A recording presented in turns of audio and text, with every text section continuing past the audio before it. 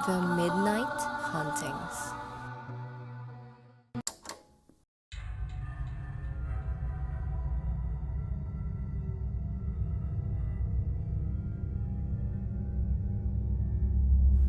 Magandang araw mga ka-midnight, ako si Rex. Ang kwentong ito ay pinadala ng isa nating tagapakinig at ito ay tungkol sa isang lalaki na naglaro ng Spirit of the Coin kasama ang kanyang mga kaibigan. Kung saan hinabol sila ng kababalaghan matapos nilang maglaro. Ako si Emil at nagsimula ang aking kwento ilang taon na ang nakalipas nung ako ay nag-aaral pa. Bilang estudyante, aminado akong ako ay pasaway at maraming nagawang kalokohan.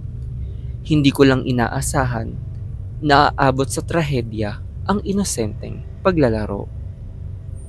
Isang gabi ay napag-usapan naming magkakaibigan na manatili sa paaralan upang maglaro ng Spirit of the Coin. Nauso kasi ito noon at nagkaasaran kung sino ang mga duwag. Kinabukasan ay naisipan naming magpagabi sa paaralan para dun maglaro. Ang sumipot lang ay ako, si Brian at si Dondon. Naisipan naming tumambay muna sa kantin pag natapos ang klase at magtago na lang pag magsasara na ang paaralan. Naglatag kami ng papel at dun nagsulat ng mga letra para sa aming lalaruin. Nagulat kami nang biglang naglabas ng tila lumang barya si Brian na may kakaibang mga marka. Sabi niya ay ninakaw daw niya ito sa kanyang lolo na dating albularyo di umano. Malamang daw ay may totoong mga kaluluwa ang magpapakita dahil dito. Nagkatinginan kami ni Dondon, ngunit nagpasya kaming ituloy na lang kahit kinakabahan kami sa dinalang barya ni Brian. Habang nagtatawag kami ng kaluluwa, ay biglang gumalaw ang barya. Natawa pa ako dahil akala ko ay binibiro lang ako ng aking mga kasama. Ngunit pagbitaw naming tatlo, ay kusang gumalaw ang barya sa papel. Sa takot namin, ay hindi na namin naintindihan ang nasulat dito. Napatakbo kaming tatlo papalayo at napagkasundo ang wag na ulit pag-usapan ang mga nangyari sa amin nung gabing iyon. Pag-uwi ng bahay ay hirap akong makatulog dahil sa nakakatakot na karanasan namin. Hindi mawala sa isip ko ang pagpaparamdam ng espiritu at nagpasalamat na hindi ito nagpakita.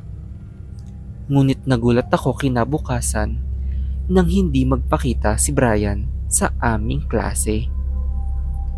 Tila nakaramdam din kami ng mali ni Dondon at hindi kami mapakali. Napag-usapan naming sabay naming dadalawin ang bahay nila Brian pag-uwi para kamustahin siya. Habang naglalakad sa madilim na pasilyo ay tumindig ang aming mga balahibo. May isang maligno na dahan-dahang lumalapit sa amin ni Dondon. Nagmamadali kaming tumakbo, ngunit hinahabol kami nito. Nakonekta namin ni Dondon na baka ito ang kaluluwa sa Spirit of the Coin. Nang makakita kami ng ibang tao, ay bigla itong naglaho na parang bula. Hindi kami makapaniwala sa aming nakita at nagmamadali kaming umuwi na lang ni Dondon. Natakot kasi kaming baka sundan kami sa daan pag masyado kaming magpagabi kung dadaanan pa namin ang bahay nila Brian. Kinabukasan ay wala pa din siya sa klase.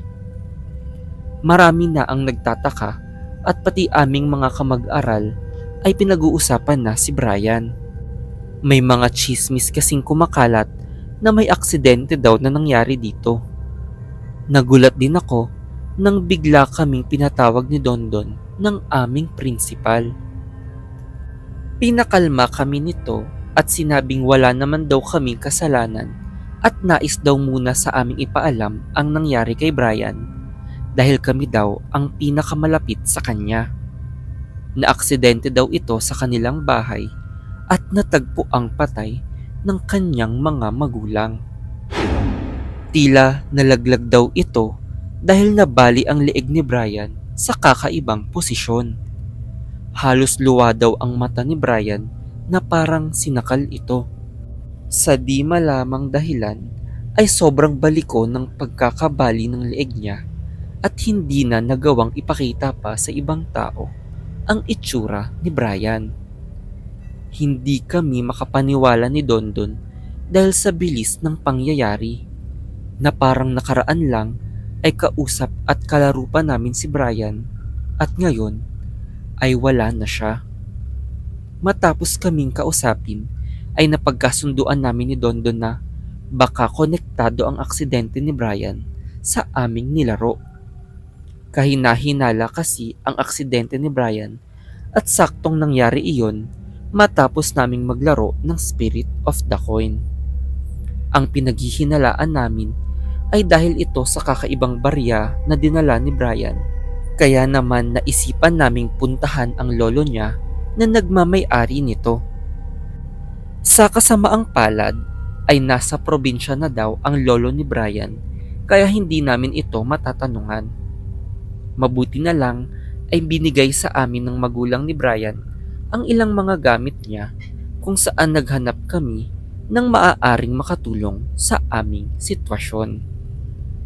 Natagpuan namin ng isang libro tungkol sa Spirit of the Coin. Nakalagay dito na dapat pala ay tinapos namin ang ritual para mawala ang kaluluwang tinawag namin.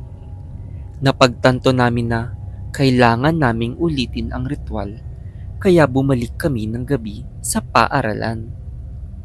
Ngunit habang naghahanap ng kwarto ay nakita naming tila inaabangan kami ng nakakatakot na maligno. Agad kaming tumakbo ni Dondon ngunit napansin kami nito at bigla kaming hinabol. Maya-maya ay nadapa si Dondon at nahuli siya ng halimaw. Kitang-kita ko ang pag-atake ng maligno kay Dondon. Bigla niya itong kinaladkad hanggang sa mabiyak sa gitna ang katawan ni Dondon sa lakas ng paghatak nito. Pinigilan kong sumigaw at agad na inilabas ang barya at dinasal ang ritual para mawala na ang kaluluwa. Matapos nun ay agad akong tumakbo para humingi ng tulong at hindi na lumingon pa para siguraduhin kung nawala na ang maligno. Nang makahingi ako ng tulong ay huli na ang lahat para kay Dondon. Ayon sa investigasyon ay aksidente di umano ang nangyari. Natagpuan kasi na tila nahulog sa bintana ang katawan ni Dondon. Ngunit alam ko sa sarili kong kinaladkad ito ng maligno at dinala lang doon. Nang ganapin ang burol ni na Brian at Dondon ay saktong dumating ang lolo ni Brian at doon nagpaliwanag sa akin na hindi daw basta-basta ang baryang ginamit namin dahil ito daw ay nagkukulong ng malalakas na nilalang ng kadiliman. Hindi kaluluwa o multo ang hinuhuli nito kundi mga demonyo.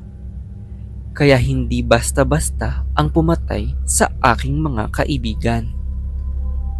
Ilang taon na ang nakalipas at naging leksyon ito sa akin na huwag bastang maglaro ng mga hindi tayo pamilyar na bagay. Hindi natin alam na baka hindi lang pala simpleng kaluluwa ang susunod sa atin. Baka demonyo na pala ang kalaro natin sa Spirit of the Coin.